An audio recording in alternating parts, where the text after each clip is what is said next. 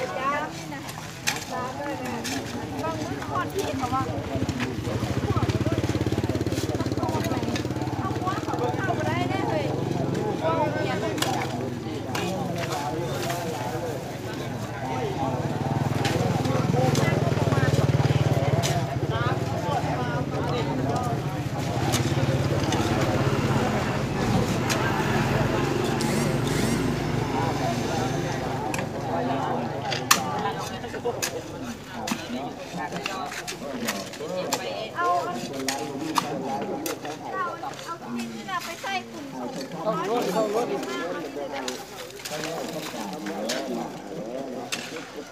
วันนี้อาจารย์มีเลยกินน้ำจดซื้อให้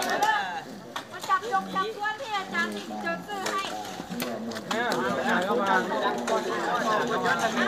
ปฏิดาไปมันเบิดมากับผู้อ่อนมันทอดแค่ครับผมก็ดีแล้ว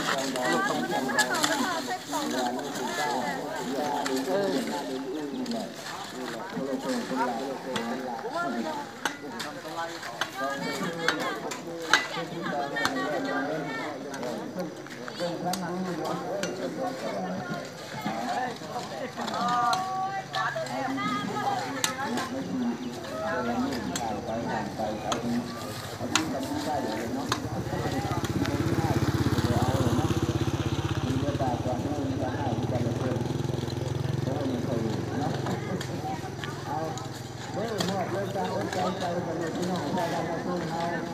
เลยต้องใจใจกันหนักด้วย